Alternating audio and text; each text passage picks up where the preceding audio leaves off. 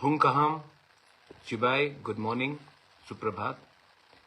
मैं बहुत दिन के बाद आपसे फेसबुक लाइव कर रहा हूँ।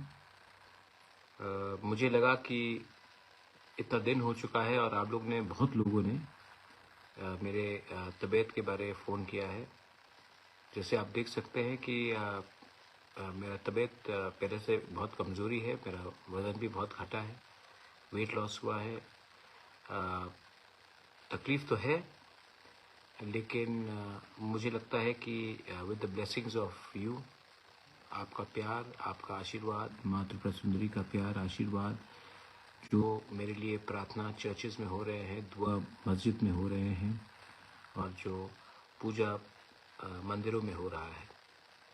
मैं जानता हूँ कि बहुत बुद्धिस्ट मंक्स ने अपने मॉनेस्ट्री में भी मेरे खुशहाली के लिए बहुत लोगों ने प्रार्थना किया है। तो अब मैं सबको थैंक यू बोलना चाहता हूँ। मैं आपको आज सवेरे सवेरे इन द मॉर्निंग 2-3 चीज़ कहना चाहता था। शुरुआत में मैंने देखा है कि एक बहुत खराब एक वातावरण बन रहा है त्रिपुरा में। मुझे लगता है कि मेरे ऊपर हर रोज़ मीडिया वाले, कुछ पॉलिटिशियंस मेरे खिलाफ हर रोज़ कुछ ना कुछ कर रहे हैं।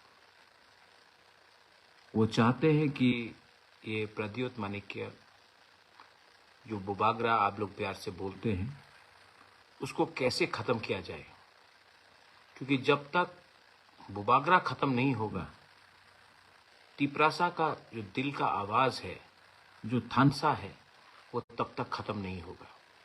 और जब तक तिप्रासा का थानसा है, उनको बहुत मुश्किल लग रहा है।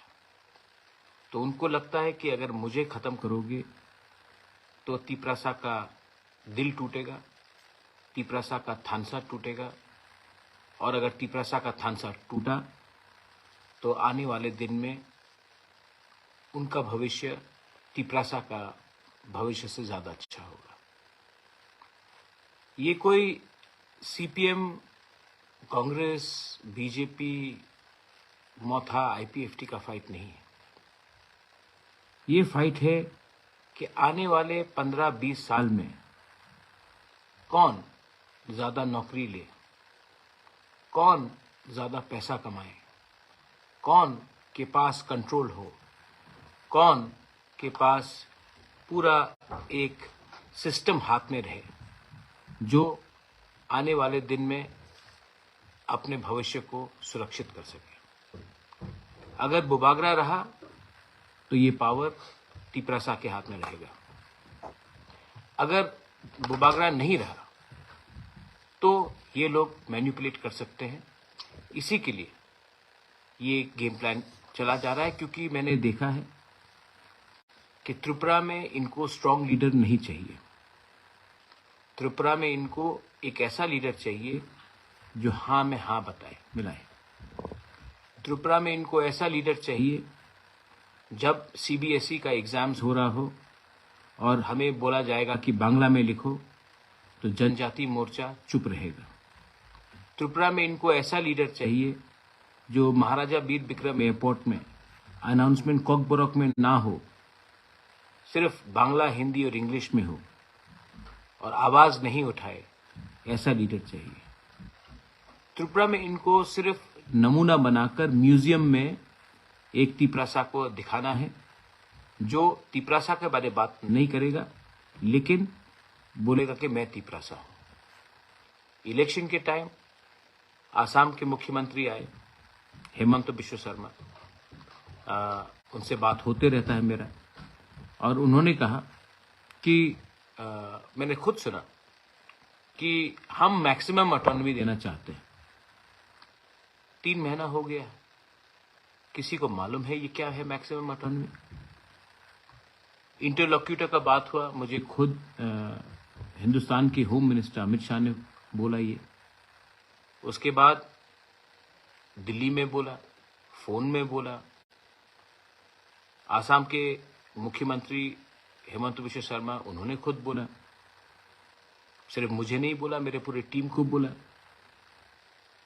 उसके बाद मेरे टीम में उस दिन ऋषिकेतु था, अनिमेश देव वर्मा था, विश्वजीत कोलॉय था,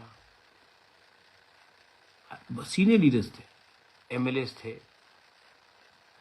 उसके बाद भी मेवाड़ जमातिया था। इसके बाद भी मैंने नोटिफिकेशन देखा, मुझे बताया गया कि वो लोग आ रहे हैं। तब एक दिन मणिपुर में प्रॉब्लम, कभी कहीं में प्रॉब्लम, नोटिफिकेशन निकलता है, कैंसिल हो जाता है। तो अब मुझे लग रहा है कि ये सब किया जा रहा है क्योंकि ये लोग मेरा नाम खराब करने की कोशिश कर रहे हैं। ये चाहते हैं कि मुझे अपने लोगों से दूर किया जाए, मेरा नाम को खराब करके।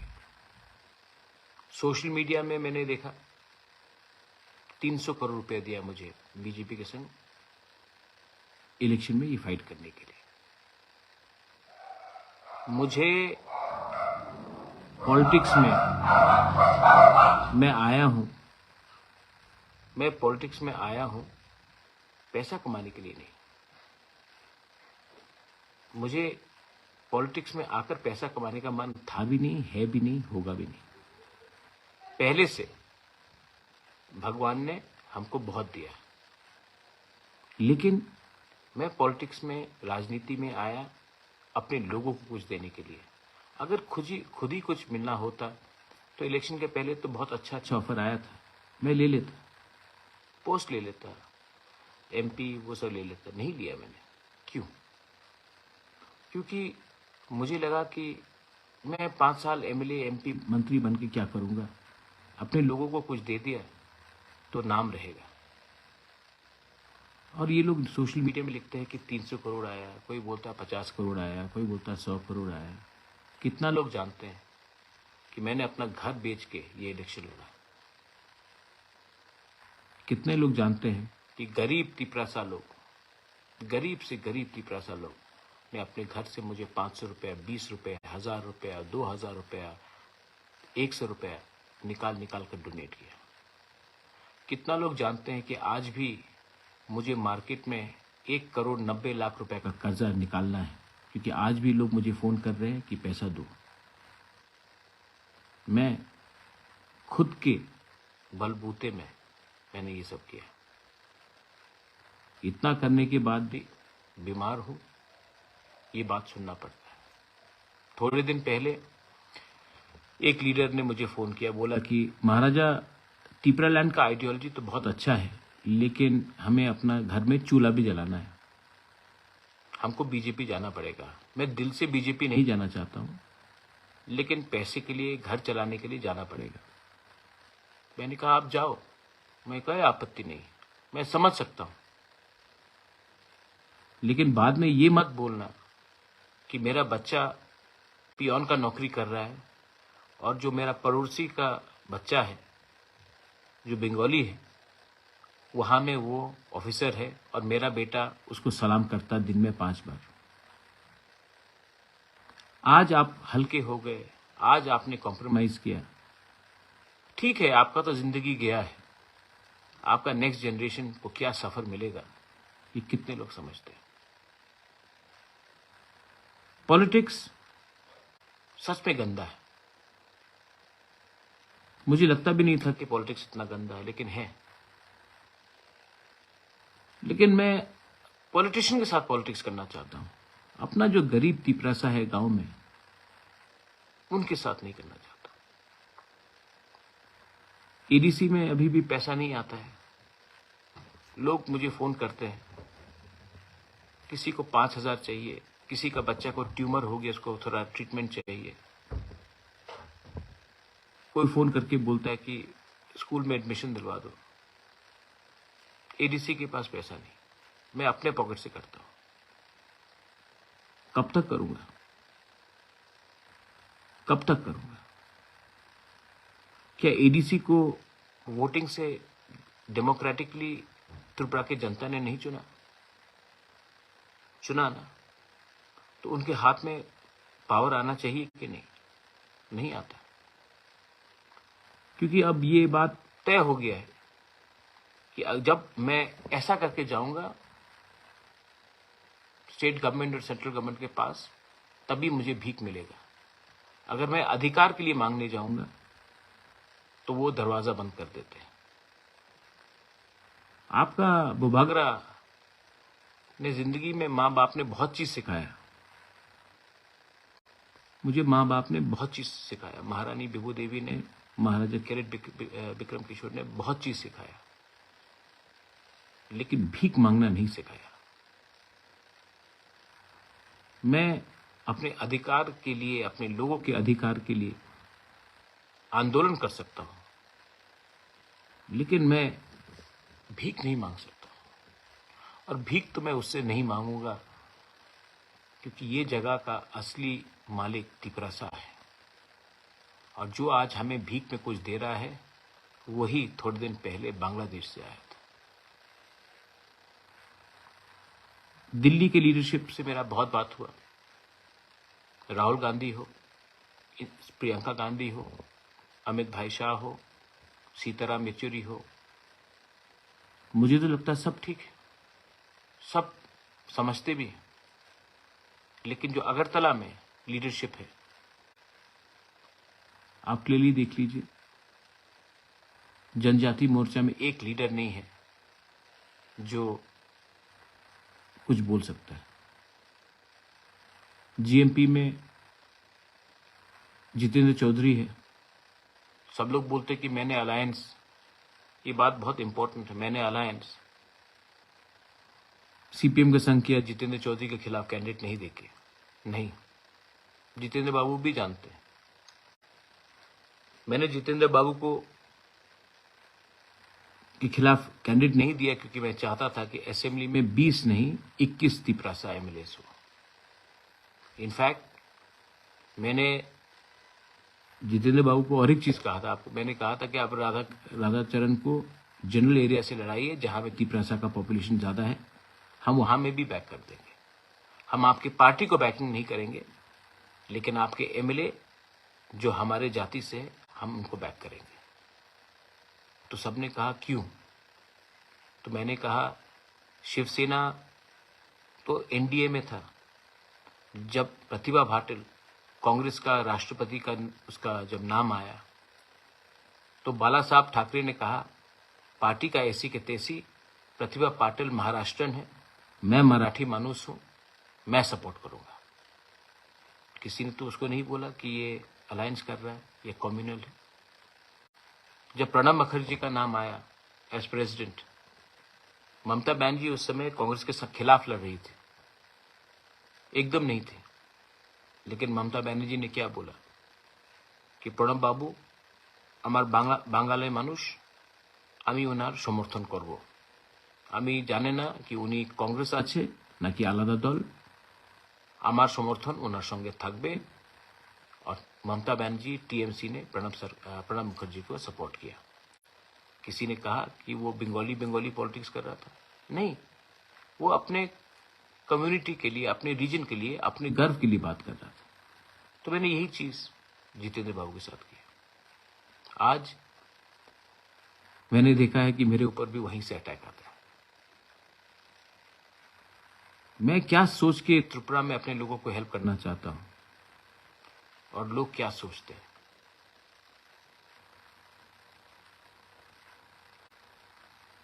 ये कल का बात है। बीजेपी का स्टेट प्लेनरी मीटिंग हुआ। वहां में उनके टॉप लीडर्स ने एक बात कहा कि अब से प्रद्योत माणिक्य को महाराजा ना बुलाया जाए, उनको प्रद्योत बुलाया जाए, बुबागरा ना बुलाया जाए, प्रद्योत बुलाया जाए। पहला बात है कि ये आपका इंटरनल पार्टी का मीटिंग है, संगठन का मीटिंग है।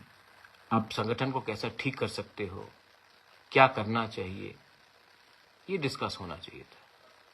किसी के पर्सनल लाइफ में उनको क्या बोला जाए, क्या ना बोला जाए, ये ठीक नहीं लगता। और मेरे जनजाति लीडर्स जो वहां में बैठे थे, वो चुप रहे। एक शब्द नहीं बोला। तो ठीक है, आज से आप मुझे प्रद्योत बोलकर बुलाइए, मेरे माँ को विभूत बुला के बुलाइए,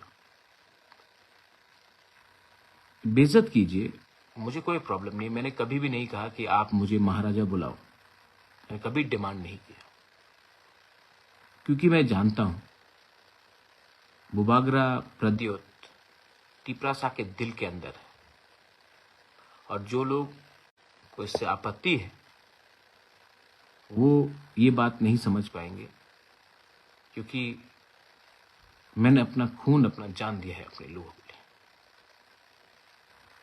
बेइज्जती आप कितने बार करोगे? आपने राज्य का बेइज्जती किया,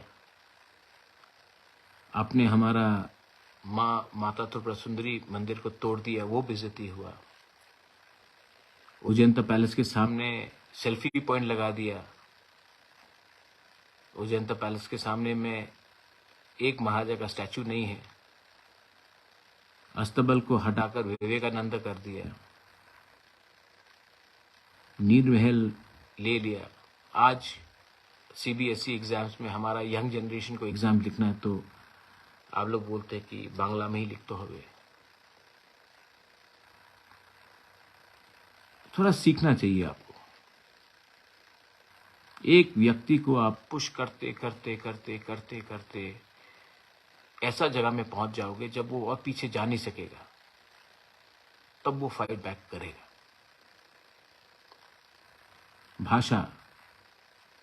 भाषा तो आप सबसे ज्यादा जानते हैं। 50 साल पहले, 52 ईयर्स अगो, जब पाकिस्तान ने ईस्ट पाकिस्तान, जो आज बांग्लादेश है, जब पाकिस्तान ने ईस्ट पाकिस्तान के ऊपर उर्दू भाषा कंपलसरी बना दिया था, इम्पोज करने की कोशिश की थी, तो ईस्ट पाकिस्तान के जो बंगाली भाई ब्रदर सिस्टर्स थे, उन्होंने भाषा आंदोलन शुरू किया, और उसके लिए पाकिस्तान दो टुकड़ा हुआ, एक बांग्लादेश हो गया भाषा के नाम में। आज आपके ऊपर वो अत्याचार हुआ था बांग्लादेश में पाकिस्तान से, आज वही अत्याचार हमारे ऊपर भी थोपा जा रहा है। ये क्या सही बात है? अगर कॉकबोरोक में अनाउंसमेंट हो गया एयरपोर्ट में तो किसी का कुछ नुकसान होता है, रेलवे स्टेशन में तो हो रहा है।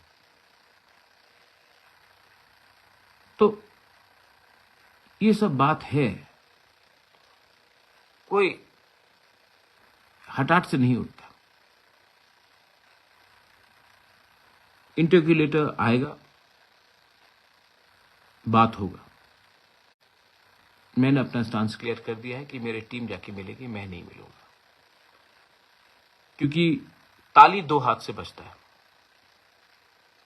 और अब मुझे जो एटीट्यूड लग रहा है, मुझे नहीं लगता है कि स्टेट गवर्नमेंट का एटीट्यूड हमारे तरफ ठीक है।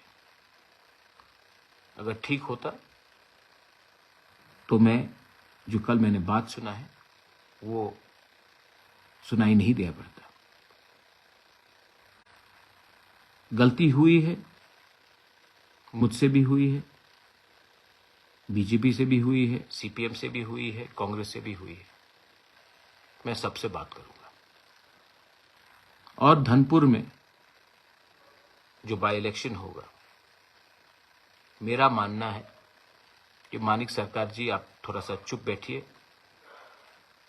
क्योंकि आप 5 साल में as a leader of the opposition आपने कुछ नहीं किया, तो थोड़ा चुप बैठिए और हम तैयारी करते हैं कि धनपुर इलेक्शन में कैसे हम लोग जीतेंगे।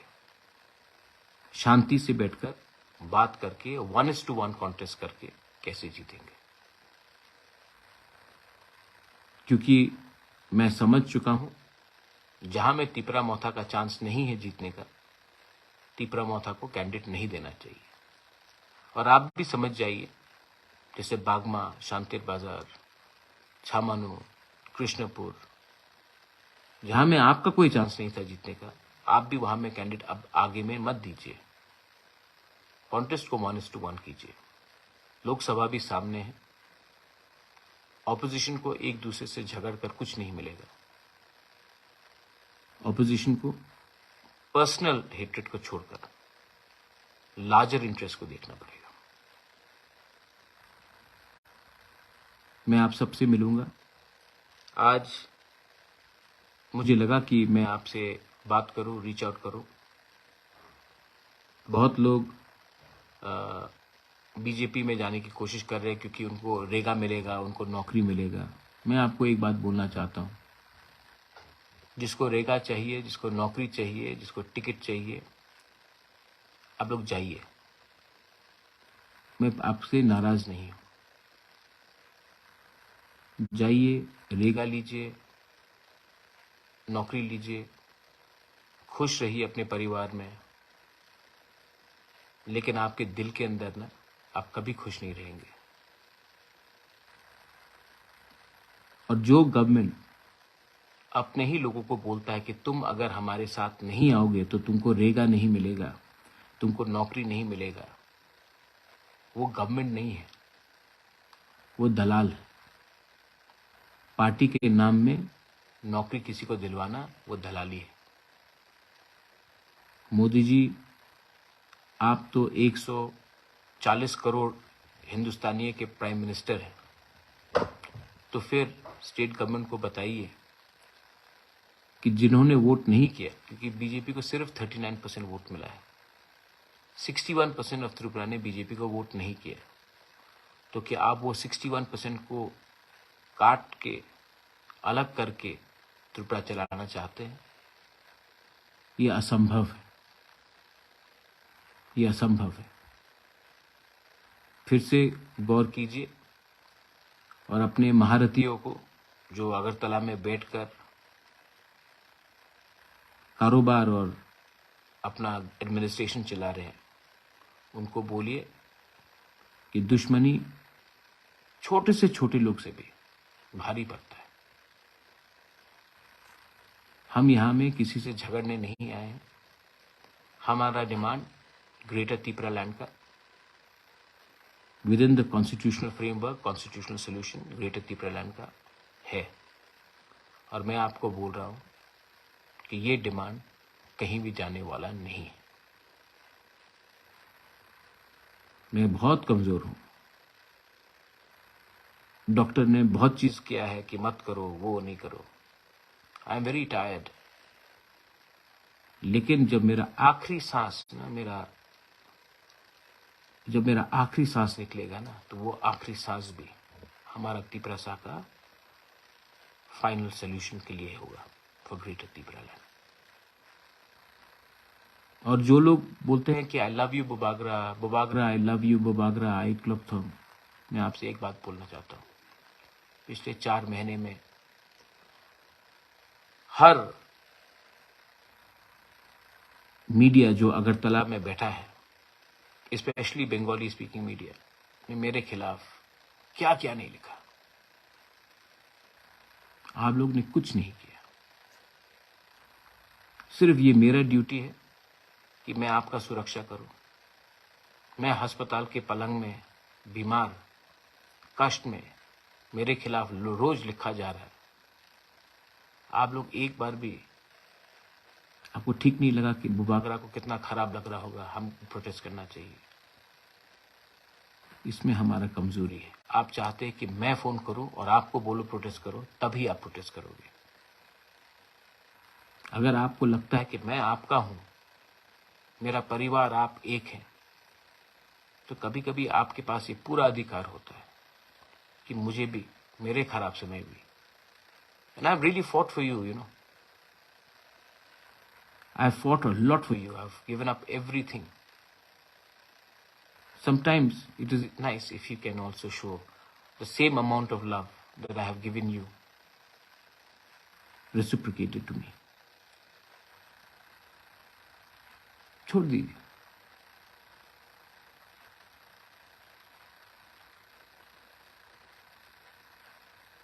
आज दिल से मैंने बात किया। टाइगर जिंदा है और जो टाइगर बीमार है ना, वो ज्यादा डेंजरस होता है। अब मैं देखूंगा, हमारे पास धनपुर का चांस है और लोकसभा का चांस है, और लोकसभा में तो एक ऐसा आदमी को भेजना है जो पार्लियामेंट को हिला दे। एक ऐसा आदमी को भेजना है जो पूरा लोकसभा देखी कि ये आदमी कहां से आया है कि इतना जानता है, क्योंकि मैं तो इस बार अब सब चीज दांवपेच में लगा दूंगा। हमारे लोगों को किसी ने नहीं सुना। टाइम तो आया है। आप लोग जो भी करो, बीजेपी, सीपीएम, कांग्रेस, जो भी करो, हमको कोई आपत्ति नहीं, लेकिन तिपरासा लोग, टाइम तो आया है कि सही बात उठाना पड़ेगा। टाइम तो आया है कि आज भी बॉर्डर के उस पार से कितने लोग आ रहे हैं त्रिपुरा में और 2-2 दिन के अंदर उनको राशन कार्ड मिला जा रहा है। टाइम तो आ गया है बोलने के लिए कि आपके पास पुलिस फोर्स है, लेकिन ड्रग्स तभी भी अंदर आते रहता है त्रिपुरा में। टाइम तो आ गया है कि इलेक्शन जीतने के लिए तिपरासा एरियाज में, एसटी सीट्स में किन लोगों को सेटल किया जा रहा है। ये सब बात आप लोग जानते हैं और अब मैं चुप नहीं बैठूंगा, लेकिन इस आंदोलन में आपको मेरा साथ देना पड़ेगा। I love all of you all. You been so nice to me. I love all of you all. To all my mothers and sisters, to all my warriors, to everyone. And I even love those who don't like me, जो मेरे Facebook में आके बोलता है interlocutor कहाँ गया, interlocutor कहाँ गया, इंटरलोक्यूटर कहाँ गया। ये सवाल आप जाके जिस दिन आ गया तो आप क्या करेंगे? आप ट्राइबल का मजाक उड़ाते हैं। आपको लगता है आप मेरा मजाक उड़ा रहे हैं, आप ट्राइबल का मजाक उड़ा रहे हैं, और आपको भी जवाब मिलेगा, क्योंकि आप लोग ने हमारे खराब समय में, हमारे दर्द में मलहम नहीं लगाया, आपने नून मसला है। जख्म तो है, लेकिन उस जख्म का जवाब हम फेसबुक में नहीं देंगे। उस चोट जो आपने हमें बेइज्जत किया है, वो हम ट्विटर में नहीं देंगे। उसका जवाब आपको आपके घर के सामने मिलेगा। तब आपको मालूम पड़ेगा कि एक तिपरासा को बेइज्जत करके उसी के जगह में, उसी के हाँ में, उसी के राज्य में आपको क्या मिला। बेलाई बेलाई नो हम बाय। God bless you and we will win. हम लोग जीतेंगे, हम जीतेंगे। और अगर मेरे साथ कोई भी नहीं रहा तो अकेला मैं फाइट करके जीतूंगा। नहीं जीता तो मर जाऊंगा, लेकिन मेरा लास्ट सांस भी अपना परिवार, अपना राज्य, अपना देश के हित में होगा। तिप्रा मोथा आयुक लोकथोंग, तिप्रासा दोफा आयुक लोकथोंग, तिप्रासा आयुक लोकथोंग, ग्रेटर तिप्रालैंड आयुक लोकथोंग, कॉन्स्टिट्यूशनल सोल्यूशन आयुक लोकथोंग।